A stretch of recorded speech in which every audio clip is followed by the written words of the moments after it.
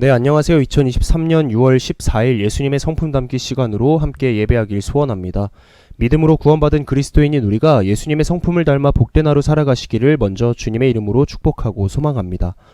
오늘 본문 말씀인 에베소서 5장 15절로 17절 말씀을 먼저 같이 읽어보도록 하겠습니다. 그런즉 너희가 어떻게 행할지를 자세히 주의하여 지혜 없는 자 같이 하지 말고 오직 지혜 있는 자 같이 하여 세월을 아끼라. 때가 악하니라. 그러므로 어리석은 자가 되지 말고 오직 주의 뜻이 무엇인가 이해하라. 아멘. 네, 이 말씀을 가지고 11번째 시간 지혜라는 주제로 함께 나누어 보도록 하겠습니다. 부모라면 한 번쯤은, 아니 어쩌면 항상 자녀를 위해 기도할 때 빼놓지 않고 하는 기도 중 하나가 바로 자녀를 위해 지혜를 구하는 기도일 겁니다. 실은 저도 벌써부터 키가 자라듯이 지혜도 자라나는 아이가 될 수 있도록 기도하고 있는데요. 하물며 저보다 여러분께서는 얼마나 더 많이 자녀를 위해 지혜를 구하는 기도를 하셨겠습니까? 그만큼 내 자녀가 누구보다 지혜로운 자가 되길 바라는 부모의 모습은 실은 예나 지금이나 당연한 모습이라고 말할 수 있죠. 그런데 질문하고 싶습니다. 그리스도인인 여러분이 구하는 지혜는 무엇인가요? 조금 더 포괄적으로 질문해서 그리스도인에게 지혜란 무엇일까요? 그리스도인의 지혜가 마치 단지 세상에서 뜻하는 바인 사물의 이치를 빨리 깨닫고 정확하게 처리하는 정신적 능력을 바탕으로 똑똑해서 좋은 대학 가서 좋은 직장에 들어가기 위한 성품에 그칠까요? 만약 그렇다면 실은 지능 발달인 IQ와 높은 집중력을 달라고 구하는 편이 더 솔직할지도 모릅니다. 어쩌면 예수님의 성품인 지혜는 세상의 개념으로만 국한지어 높은 명예, 출세, 부귀, 영화를 누리고자 하는 이 세상의 지혜와는 조금 다른 개념이지 않을까 싶습니다. 야고보서 3장 17절에 보면 오직 위로부터 난 지혜는 첫째 성결하고 다음에 화평하고 관용하고 양순하며 긍휼과 선한 열매가 가득하고 편견과 거짓이 없나니라 기록되어 있습니다. 세상이 말하는 지혜와는 확실히 다른 면모를 보이고 있지 않습니까? 예수님의 성품으로서의 지혜는 그 주체가 우리에게 있지 않습니다. 그 주체는 오직 위에 계신 하나님께 있음을 알고 또 그 하나님 앞에서 성결하게 살고 하나님과 사람들 앞에서 화평하며 사랑으로 품어주고 진실하고 정직하게 사는 능력이다라고 말할 수 있겠죠. 다시 말해 하나님이 기뻐하시는 모습대로 사는 능력이라고 말할 수 있습니다. 그러므로 그리스도인에게 이 지혜라는 것은요, 하나님의 관점에서 삶의 모든 상황을 바라보고 반응하는 능력이다라고 정의 내릴 수가 있겠습니다. 어떤 상황에서도 하나님의 뜻을 잘 알아차리고 그 뜻에 따라 사는 능력인 지혜를 성경은 그 어느 것보다도 가장 중요한 것이다라고 말하고 있습니다. 그렇다면 하나님이 기뻐하시는 모습대로 사는 능력으로 이 하나님의 관점에서 삶의 상황을 바라보고 반응하는 이 그리스도인의 지혜의 성품을 지니기 위해서는 우리가 어떻게 살아가야 할까요? 그 방법이 에베소서 5장의 많은 구절들을 통해 알 수가 있습니다. 하나님을 본받는 것, 또 사랑 가운데서 행하는 것, 또 빛의 자녀들처럼 행하는 것, 이것들이 대표적인 그리스도인으로서 우리가 살아가야 하는 삶의 모습이지 않습니까? 사도 바울이 이와 같이 행하라고 하는 그럼 이유가 무엇일까요? 그 이유는 곧 우리를 통해 하나님께서 찬양과 영광 받기 위함 때문이지 않습니까? 그럴 수 있도록 세상을 살아가는 우리는 남들과 똑같은 삶이 아닌 그리스도인으로서의 삶을 살아가도록 늘 주의하며 행동해야 합니다. 그 말씀이 오늘 읽었던 15절.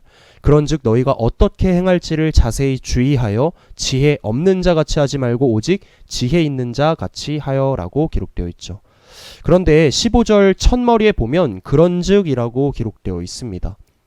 바로 앞구절인 14절을 받아주는 말이죠. 14절을 우리가 읽어보면 잠자는 자여 깨어서 죽은 자들 가운데서 일어나라. 그리스도께서 너에게 비추이시리라 하셨느니라 라 기록되어 있습니다. 예수 그리스도께서 환한 빛을 우리에게 비추어 주셨기에 우리는 더 이상 어둠에 거하는 자가 아닙니다. 그렇기에 우리는 빛의 자녀로서 그에 합당한 삶을 추구해야 함이 마땅하고요. 기억해야 할 것은 우리가 빛의 자녀로서 빛의 열매를 맺기 위해서는 우리가 가지고 있는 세상 지식, 의지, 욕망 등이 앞서가지 않아야 합니다. 우리 앞에 놓여있는 상황과 조건이 아니라 무엇보다도 먼저 하나님의 말씀에 귀를 기울여 그분의 뜻이 무엇인지 바로 아는 삶을 살아야 한다는 것이죠. 이 결정과 행동, 또 우리의 모든 삶의 부분은 바로 이러한 것에 의해서 확정되고 실행되어야만 한다는 겁니다. 그런데 오늘 본문 15절에서는 이렇게 주의 깊게 살펴보는 이 일을 지속적으로 행할 것을 요청하고 있습니다. 쉼없이 계속하여 관심을 가지고 면밀하게 주의하여 살펴보라는 말씀이죠. 이것을 두고 영적인 긴장감이라고 말할 수 있습니다. 고린도전서 10장 12절에 보면 그런즉 선줄로 생각하는 자는 넘어질까 조심하라. 베드로 역시 베드로전서 5장 8절에서 이 긴장을 늦추지 않도록 요청합니다. 근신하라 깨어라 너희 대적 마귀가 우는 사자같이 두루다니며 삼킬 자를 찾나니 라고요. 이것이 의미하는 바가 무엇이겠습니까? 늘 우리를 무너뜨리고 좌절시키는 죄의 유혹이 곳곳에 지금 숨어 있다는 것 아닙니까? 이 영적인 긴장감 없이 내 신앙생활은 이 정도면 괜찮아 라고 생각하는 그 안일함으로 인해 생긴 이 벌어진 틈을 반드시 사단 마귀는 공격할 수 있다는 것이죠. 그러니 매 순간 우리는 주의 깊게 살펴보아야 합니다. 이 길이 확실하게 주님이 기뻐하시는 길인지 혹은 마귀가 우리를 파멸로 이끌어가기 위해 위장해 놓은 길인지를 말이죠. 그럴 수 있도록 우리에게 지금 당장 무엇이 필요합니까? 구별하고 분별해낼 수 있는 능력인 지혜가 반드시 필요하다는 겁니다. 성경 곳곳에서는 이 지혜에 대해 말씀하고 있습니다. 이 지혜는 특별히 삼위일체 하나님과 관련되어 말할 수 있는데요. 잠언 9장 10절을 먼저 보면 여호와를 경외하는 것이 지혜의 근본이요 거룩하신 자를 아는 것이 명철이니라 기록되어 있죠. 그리스도인의 지혜는 오직 한 분, 하나님을 경외하는 것으로부터 시작됩니다. 말씀에 담긴 하나님의 뜻을 알아가는 것으로부터 시작하는 것이죠. 그와 함께 지혜는 예수 그리스도 안에 감추어져 있습니다. 골로새서 2장 3절에 보면 그 안에는 지혜와 지식의 모든 보화가 감추어져 있느니라. 네, 이렇게 그리스도 안에 감추어졌던 이 지혜가 발현되도록 우리 실제의 삶에서 나타날 수 있도록 도와주시는 분이 바로 우리 마음에 내주 교통하시는 성령님이라는 것이죠. 요한복음 14장 26절에 보면 보혜사 곧 아버지께서 내 이름으로 보내실 성령 그가 너희에게 모든 것을 가르치고 내가 너희에게 말한 모든 것을 생각나게 하리라. 아멘. 이렇게 볼 때 우리는 어리석은 자가 누구인가에 대해서 우리 자명하게 되죠. 삼위일체 하나님을 떠나 자기가 스스로 지혜롭다고 여기는 자가 바로 어리석은 자다라고 일컬을 수 있는 것 아닙니까? 그래서 성경은 경고하고 있습니다. 잠언 3장 7절에서 스스로 지혜롭게 여기지 말지어다 라고요. 우리는 잘난 체하며 스스로 지혜롭다 여기는 어리석은 자가 아닌 철저히 지혜의 근본이신 전지하신 하나님의 관점에서 삶의 모든 상황과 정황을 바라보고 반응할 줄 아는 자가 되어야 합니다. 그럴 수 있도록 지금도 하나님의 뜻이 무엇인지 깨닫기 위해 조금도 지체하지 말고 세상의 뜻과 방법대로 내 삶을 바라보고 반응하지 않도록 그리스도인답게 늘 주의를 기울여야 한다는 것이죠. 우리가 하나님의 뜻을 헤아려 그 뜻을 깨닫는 것을 우리의 연약한 삶은 기다리지 않고 계속해서 지나가고 있기 때문입니다. 에베소서 5장 6절에 보면 세월을 아끼라 때가 악하니라 라고 기록되어 있습니다. 세월을 아끼라는 말씀이 단지 시간을 절약해서 허송 세월을 보내지 말라라는 의미에 국한되일까요? 24시간이라는 시간은 우리가 무엇을 하든 하지 않든 무정하다 싶을 만큼 계속해서 흘러가고 있습니다. 물리적인 시간이라 그렇습니다. 그런데 오늘 말씀의 원문을 살펴보면 이 세월이라는 단어가 특별합니다. 바로 카이론이라는 단어를 사용했다는 건데요. 보통 우리가 생각하는 이 규칙적으로 흐르는 시간의 의미로 사용할 때는 이 크로노스라는 말을 씁니다. 우리가 시계 종류에도 보면 스탑워치나 시간을 기록하는 기능인 크로노그래프라는 카테고리가 있는데, 여기서 쓰이는 크로노가 바로 크로노스라는 시간에서 가져온 말입니다. 이건 이 크로노스는 연대기적으로 흘러가는 시간을 의미합니다. 그래서 크로노스 안에는 경험하는 우리의 삶은 단지 흘러가고 마는, 그래서 값어치 없고 허무하기 짝이 없는 것이 되어버립니다. 반면에 카이로스는 하나님의 계획 속에 작정되어 이 주어진 특별한 시간을 가리키고 있습니다. 바울이 말한 세월을 아끼라는 말은 단순히 규칙적으로 째깍째깍 흐르고 있는 이 물리적 개념의 시간을 아끼라는 말보다도 하나님과 함께하는 시간에 대한 권면을 의미하고 있습니다. 은혜의 시간이 그냥 흘러가지 않도록 우리는 영적인 긴장감을 늦추지 말고 늘 깨어 있어야 한다는 말이죠. 즉, 물리적으로 흘러가는 세상의 시간, 이 크로노스 속에서 하나님 앞에 새로운 가치를 지니는 이 카이로스라는 시간을 건져내는 것, 그 시간을 분별해낼 줄 아는 지혜가 있어야 비로소 하나님의 은혜를 몸소 경험할 수 있는 자가 될 수 있다는 겁니다. 사도 바울은 이 시간을 지혜롭게 사용하는 것이 얼마나 중요한지를 말해주고 있고요. 그것이 이 세월을 아끼라에서 아끼라라는 말에 담겨져 있습니다. 아끼라는 말을 헬라어로는 엑사고라조메노이라고 되는데, 원형으로 보면 엑사고라조라는 이 단어가 사용되었습니다. 이 단어는 특별히 예수님이 죄인인 우리를 대신하여 자신의 목숨을 값으로 치르신 것을 말하는 속량했다라는 뜻으로도 사용되어지는데요. 그 본문이 갈라디아서 3장 13절에 있으니 읽어보면, 그리스도께서 우리를 위하여 저주를 받은 바 되사 율법의 저주에서 우리를 속량하셨으니 에서 이 속량하셨으니가 바로 엑사고라조의 원형에서 이제 바뀐 이 단어로 사용하고 있습니다. 다시 말하면 이 말은 예수님께서 죽을 수밖에 없는 죄인인 우리를 구원하시기 위해 대신 십자가에서 죽으심으로 말미암아 죄로부터 자유로운 사람이 되었다는 것을 의미하고 있습니다. 이 말을 시간에 적용한다면 바울은 우리에게 쓸모없는 시간을 구원하여 쓸모 있는 시간으로 만들라라고 말하는 것이죠. 우리의 영혼과 몸이 구원받아야 하지만 우리에게 주어진 시간도 쓸모없이 흘러가 버리는 크로노스의 시간에서 하나님 앞에서 의미 있고 가치 있게 쓰이는 카이로스의 시간으로 구원받아야 한다는 겁니다. 여러분은 어떻습니까? 지금 여러분은 하나님께서 여러분에게 주신 이 황금과 같은 삶의 기회인 시간을 어떻게 사용하고 계신지요? 여러분 자신의 꿈과 야망을 이루기 위한 세상의 공부, 지식, 세상의 일, 육체적인 쾌락과 즐거움을 위한 음주, 가무, 혹은 게임, 오락, 운동이나 도박에 시간을 허비하고 있지는 않습니까? 우리가 진정한 그리스도인이라면 하나님을 섬기고 하나님의 나라를 위해 가치 있는 일을 할 수 있도록 하나님이 기회로 주신 여러분의 시간을 쓸데없는 세상 일, 곧 썩어 없어질 것들을 추구하느라 허비하면 안 되겠죠. 우리는 하나님께서 허락하신 이 귀한 시간을 지혜롭게 사용할 줄 알아야 합니다. 더불어 엑사고라조라는 단어는 속량하다라는 뜻도 있지만 잘못한 것을 만회하다라는 뜻도 가지고 있습니다. 예수님을 믿기 전에 우리가 보냈던 시간은 대부분 헛되게 흘려보낸 시간에 불과합니다. 하나님을 알지 못했을 때 우리는 눈에 보이는 세상이 전부라고 생각하며 세상의 돈, 지식, 명예, 권력, 쾌락에 시간을 바쳤습니다. 세상의 자랑과 유행을 추구하고 세상에서 성공하고자 밤낮 없이 피곤함에도 불구하고 일하고 애썼습니다. 시간을 다스리시는 하나님이 주신 이 귀한 시간의 대부분을 하나님께 찬송과 영광 올려드리기 위함이 아닌 오로지 나를 위해 사용했었다는 것이죠.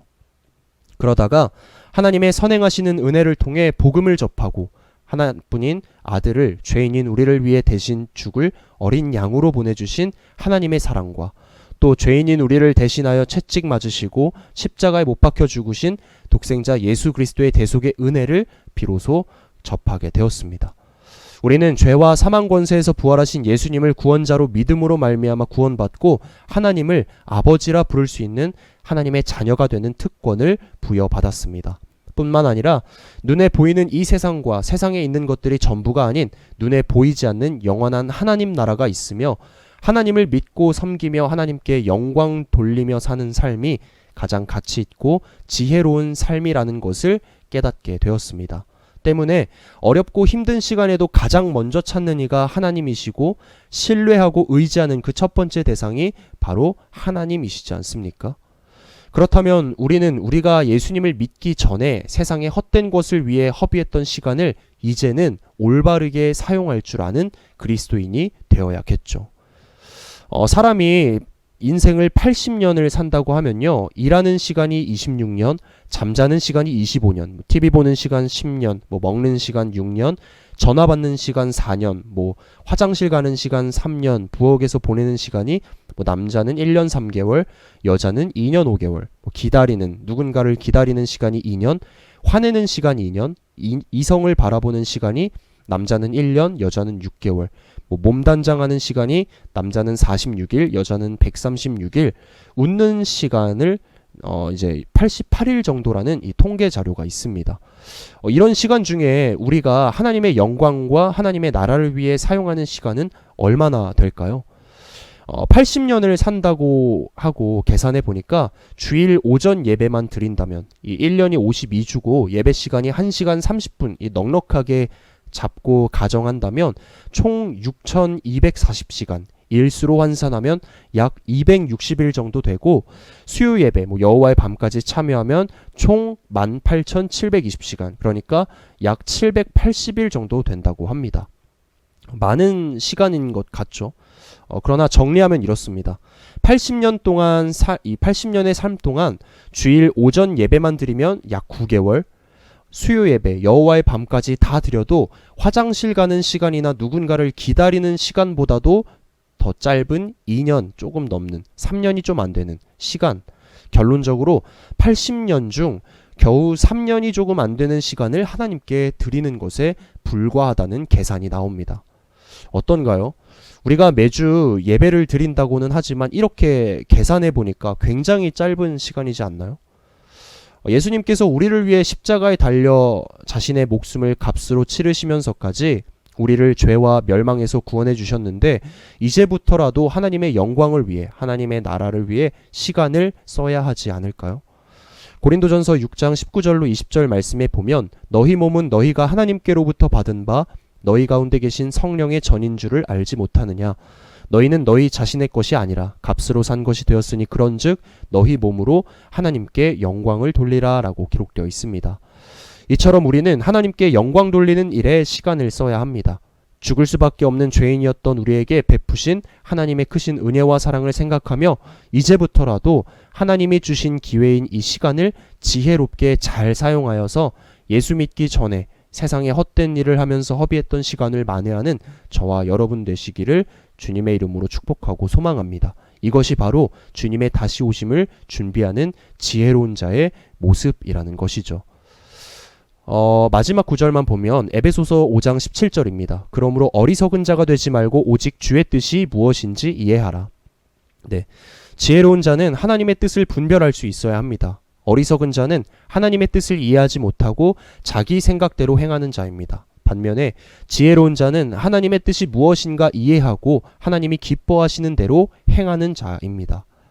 피조물인 우리 인생에서 창조주 되시는 하나님의 뜻을 깨닫고 그 뜻대로 행하는 것보다 더 중요한 것은 없습니다. 누구보다 전지하신 하나님의 뜻을 따라 사는 삶만이 죄악이 판치는 이 세상 가운데서 단 1초라도 죄인으로 허송세월 보내는 것을 아낄 수 있습니다. 그리스도로 말미암아 새 사람 된 빛의 자녀로서 이 악한 세대에 하나님께서 거룩한 자녀들에게 바라시는 뜻이 무엇인지를 깨달아 그 뜻 안에서 사는 것은 매우 중요합니다. 하나님의 선하신 뜻 안에 서 있을 때만이 피조물인 우리가 하나님의 목적대로 이끄는 삶을 살아갈 수 있다는 것을 기억하면 좋겠습니다. 이를 위해 우리는 하나님의 뜻을 분별할 줄 알아야 합니다. 마태복음 7장 21절에 보면 나더러 주여 주여 하는 자마다 다 천국에 들어갈 것이 아니요 다만 하늘에 계신 내 아버지의 뜻대로 행하는 자라야 들어가리라. 아멘. 우리를 향하신 하나님의 뜻을 찾아가는 지혜로운 자가 저와 여러분 되시기를 소원합니다. 그것은 우리를 향하신 하나님의 허락하신 은혜의 시간 곧 카이로스의 시간을 헛되이 보내지 않는 것입니다. 우리가 살아가고 있는 이 시대는 참 악합니다. 그러나 악한 시대 가운데서도 이 시대를 분별하여 하나님의 뜻에 바로 설 수 있는 지혜로운 자가 되어서 이 땅의 어둠을 밝히는 빛으로 살아가는 빛의 자녀로서의 삶을 살아가는 저와 여러분 되시기를 다시 한번 주님의 이름으로 축복하고 소망합니다. 말씀을 정리하겠습니다. 여러분은 지혜로운 사람입니까? 혹 내가 직면한 상황 속에서 먼저 하나님의 뜻을 찾고 있는지 아니면 먼저 세상의 방법을 찾고 있는지 곰곰이 나를 돌아보시기 바랍니다. 중요한 것은 이제부터서라도 우리가 보다 하나님 보시기에 지혜로운 자의 삶을 살기 위해서는 하나님의 관점에서 삶의 상황을 바라보고 반응할 줄 아는 지혜의 성품을 가질 수 있도록 부단히 노력하고 훈련해야 한다는 것입니다. 바라기는 하나님께서 우리를 이 땅에 보내신 사명 잘 붙잡고 우리 각자에게 주신 은사를 잘 활용하는 순종의 삶을 살아감으로써 이 땅에서 가장 지혜로운 삶의 주인공이 우리 대강 공동체 모든 성도들이 되기를 주님의 이름으로 축복하고 소망합니다. 기도하겠습니다. 사랑이 많으신 아버지 하나님, 오늘도 우리에게 말씀으로 다가오셔서 이 말씀으로 하나님의 은혜와 사랑을 깨달을 수 있게 하심에 깊은 감사를 드립니다. 지혜의 근원 되시는 하나님의 자녀된 우리가 이 세상을 살아가는 동안에 세상의 것을 의지하고 세상의 순리대로만 사는 것이 아닌 하나님의 계획하심과 뜻대로 사는 구별되고 분별된 자가 되어 하나님의 관점에서 나의 삶을 바라보고 또 돌아보며 하나님께서 기뻐 받으시는 대로 반응하는 우리가 될 수 있도록 넘치는 지혜를 베풀어 주시옵소서. 오늘 말씀 잘 붙잡고 다가올 주일을 기뻐하며 기대하는 우리가 되기를 소망하며 감사드리며 우리 주 예수 그리스도의 이름으로 간절히 기도드립니다. 아멘. 네, 수고하셨습니다. 다음 시간에 뵙겠습니다. 안녕.